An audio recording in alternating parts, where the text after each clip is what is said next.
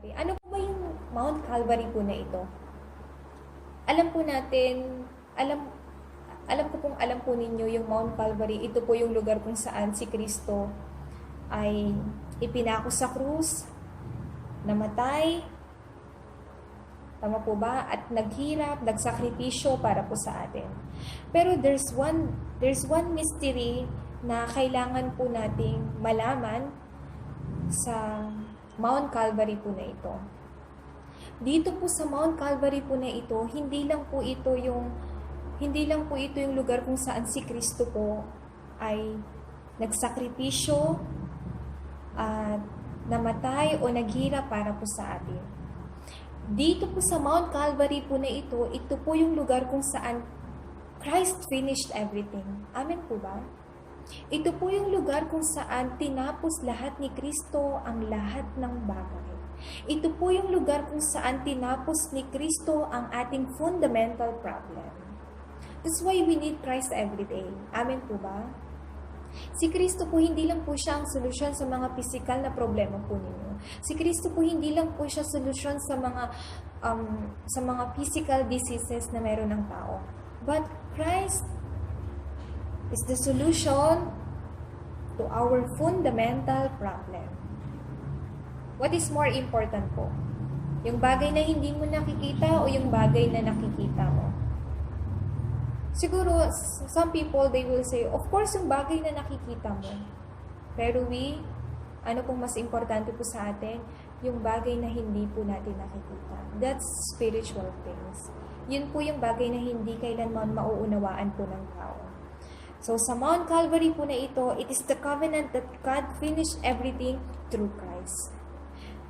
Christ finished everything doon po sa Mount Calvary. Ibig sabihin po nito, ikaw po na anak ng Diyos, you have to go every day sa Mount Calvary po na ito. Anong ibig sabihin po nito? Ibig sabihin po nito, all your worries, all your anxiety, lahat po yun ay ibigay po ninyo kay Kristo. Why? Because Christ is the only one, or Christ is the only solution, o tanging si Kristo lang ang nag-solve, tumapos sa lahat ng problema. That's why you have to go, or you need to go every day dito sa Mount Calvary po na ito. Yung ibigay lahat ng worries, ng anxiety po ninyo kay Kristo. Bakit po? Because Christ finished everything. This is your absolute covenant po. So you have to grapple this covenant. Christ finished everything. So I have to finish everything also. Pag sinabi niyo yung salita na I have to finish everything also, means you believe that Christ finished everything already. Amen po ba? Ibig sabihin po nito, you are not just convincing po, you are believing sa magitan po ng inyong isip, sa inyong puso, na tinapos na po lahat ni Jesucristo. Bakit si Kristo po ang tumapos ng lahat ng bagay? Kasi siya po ang tunay na propeta. He is the true prophet, true priest, and true king. Pag sinabi pong true prophet, Christ is the only way. There's no other way po, maliban lang kay Kristo. At hindi lang po si Kristo, pag sabi pong siya ang daan patungo sa Diyos, of course, that's one of the, tawag po nito, not just the reason. Or, ito po yung titulo po ni Kristo bilang isang tunay na propeta.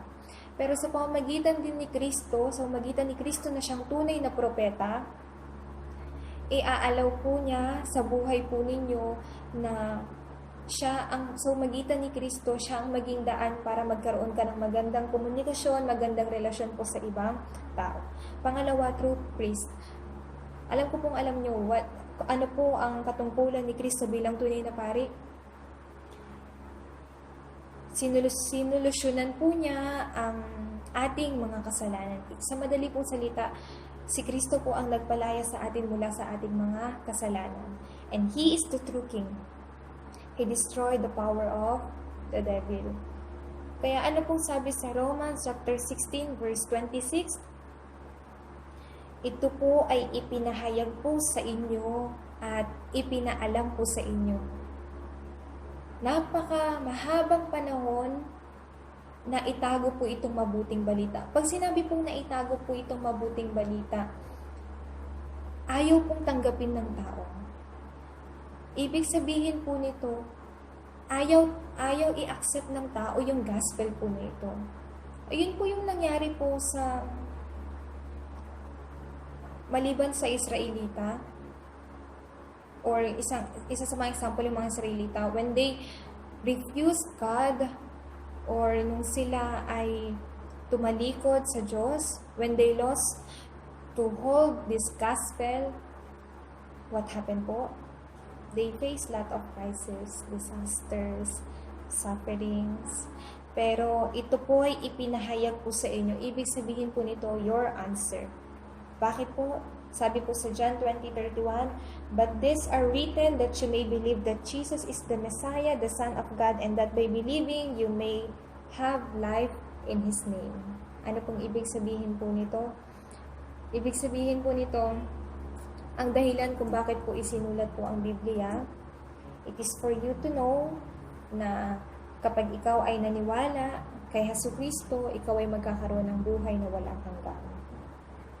Sabi rin po sa 1 John 5:13, "I write these things to you who believe in the name of the Son of God so that you may know that you have eternal life." Ibig sabihin po nito, kung ikaw ay maniniwala sa anak ng Diyos na si Jesucristo, you will receive eternal life. Pero how about you po? You already have this Son of God. You already accepted this Son of God sa puso po ninyo. So you already have this eternal life. Amen po ba? Ephesians chapter 2 verse 8, ibig sabihin po ng eternal life po na ito, you receive salvation. Pero itong kaligtasan po na ito po ay habag ng Diyos. Amen po ba? So, God gave you these things already. Yung covenant sa Mount Calvary. So, you have to enjoy na lang po yung pagpapalang ito. Kasi it's already in you. You already possess this blessing. You already possess this answer. So, ano pa pong kailangan po natin gawin? You just have to enjoy it. Since ito ay natanggap mo na, kailangan mo na lang itong i-enjoy bilang isang anak ng Diyos.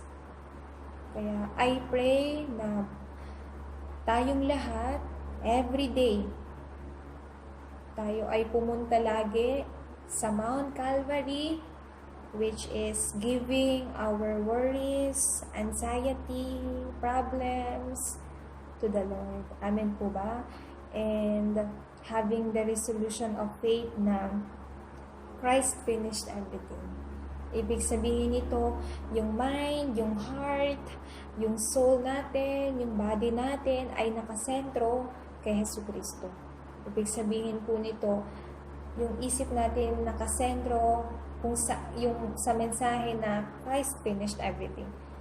Amen po ba? Pangalawa, it is the covenant in the Mount of Olives. Di po ba? Yung buhay po natin ay hindi lang po nakabase, o yung buhay po natin ay hindi dapat maging standard lang po sa pamumuhay. Sa madali pong salita, yung buhay po natin ay hindi dapat magiging standard po natin yung kung anong kakainin natin, kung anong susuotin natin. Sa madali pong salita, hindi po nakasentro sa physical na bagay. Pero ano pong sabi sa Matthew 6:33? But seek first the kingdom of God. At lahat ng bagay ay ihahanda para sa'yo. Lahat ng bagay ay ibibigay sa'yo. But what is the condition po? First, seek the kingdom of God. Yung mga kapatid po ni Joseph, ano po yung standard ng buhay po nila? Eating, clothing, shelter. Pero, of course, yung mga bagay po na yun, kailangan po natin. Tama po ba? Since we are the witnesses of Christ, since we are the main figure to do world evangelization, God will give you those kind of blessings. Pero kung yun po yung magiging standard ng pamumuhay po ninyo, we already fail. Remnants, you have to understand that. Mga adults po natin, you have to understand that too. Of course, kailangan po nating mamuhay, pero hindi po yun yung standard ng ating pamumuhay. Amen po ba? Kaya nga po tayo po ay dapat mamuhay sa loob ng pananampalataya. I believe na God also prepared those kind of blessings sa buhay po ninyo. Pero you will receive those kinds of blessing po sa oras na diniscard po ninyo yung pag-iisip or pagkakaroon ng maging sentro sa mga physical na bagay. Ibig sabihin po nito, hindi nakasentro sa iyong sarili, sa pera o sa material na bagay o sa tagumpay, pero nakasentro po sa salita ng Diyos. Ibig sabihin po nito, ito po ay nakasentro sa kaharian po ng Diyos. You yourselves po are God's kingdom. Amen po ba? So wherever you go, yung kingdom of God po, yung kaharian po ng Diyos ay lagi na i-establish sa lugar na yun. What's more important po, kapag pumunta ka sa lugar po kung saan ka pupunta, yung forces of darkness ay mawawasak. Why? Dahil kayo po ay mga saksi ni Kristo. It is the covenant in the Mount of Olives. Ibig sabihin po nito, dito po yung lugar kung saan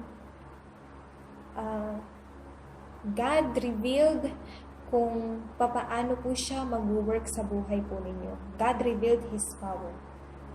Amen po. So, this is your summit attitude. Pagkakaroon po ng summit time, mga remnants, mga adults po, it's not that, maybe it's difficult. Of course, ito po ay magiging mahirap kung wala po tayong resolution of faith po natin. But, ibig sabihin po ng summit time, not just, meron akong libreng oras kaya I'll do my summit time. No po. Summit time means, yun yung time kung saan ine-enjoy po ninyo yung salita ng Diyos.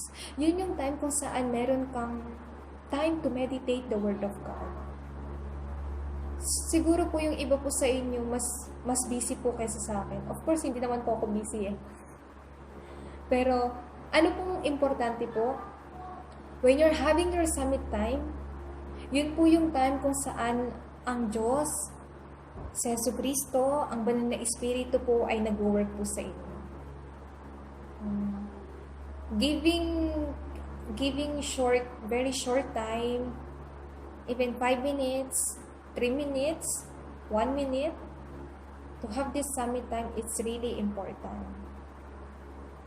Di po ba sabi sa pulpit message natin last week? Yun yung tatlong importanteng bagay sa buhay ni David, or yun yung tatlong importanteng step sa buhay ni David, bakit siya naging successful sa kanyang future. See, you already have this answer. So why don't you believe and why don't you do it? Amen po ba? So, I really, tawag po nito, kumaga, sobra po akong nagagala. Bakit po? I don't know if this is my first time to, tawag po nito, sa buong linggo, ay nag-success po ako to do my summit time. And it's really shionada. Very refreshing po. Kasi, so, yung bawat time, bawat day na dumadating, lagi akong nag-e-expect, ano kaya yung salita ng Diyos na ibibigay sa akin ni Lord ngayon? Lagi akong nag-e-expect, ano kayang fulfillment ng salita ng Diyos ang ibibigay sa akin ni Lord ngayon? So, magitan ng message. Kaya, hindi siya nagiging burden. Instead na nagiging burden siya, nagiging napakalaking great expectation ng Word of God sa buhay ko po. Pero hindi lang po sa atin, especially po sa inyo po. You have to experience kung paano po mag-work ang Diyos sa buhay po ninyo. Ganito po yung mga early church member. When they grab hold the covenant, when they pray together, and when they gather in Mark's upper room, yung fulfillment po ng covenant na pinanghawakan nila, nagkaroon po ng fulfillment. Yun po yung answer na natanggap po nila, answer kung saan or yung answer kung saan na-revive po na that I must receive. Amen po ba?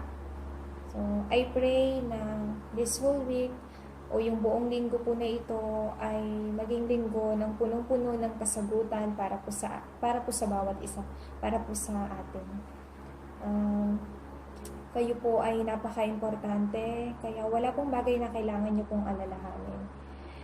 If you come to realize na ang lahat ng bagay, lahat ng problema ay resulta ng fundamental problem, wala tayong we do not have any choice but to give thanks to the Lord.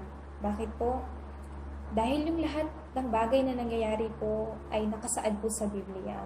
Pero you who have the gospel, you who have the solution of Christ, walang bagay na kailangan nyo pong alalahanin. Amen po ba?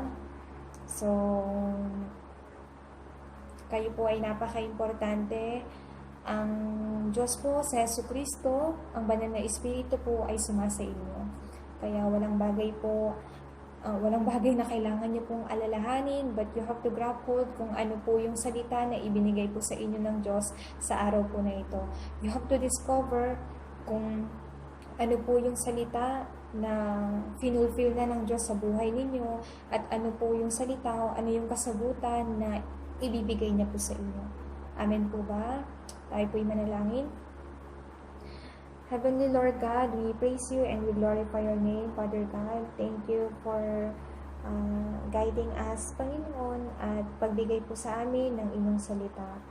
Kami po ay nananalangin, Panginoon, na sa loob po ng linggo po na ito, mapanghawakan po namin ang inyong salita. Kami po ay mayroong solusyon na walang iba po kundi sa Jesucristo. Help us to realize, help us to know, Father God, na ang mga problema na nararanasan namin o nararanasan ng mundo ay resulta po ng fundamental problem. But Father God, that's not important po, dahil ang mas importante po ay binigay niyo po kami ng solusyon na walang iba po kundi sa Jesucristo. Kaya Panginoon, help us to stand as a witnesses of Christ, Father God, upang i-proclaim po ang mabuting balita po na ito. Maraming salamat po. Patuloy po namin kayong pinupuri at pinapasalamatan sa pangalan ni Jesus. Amen.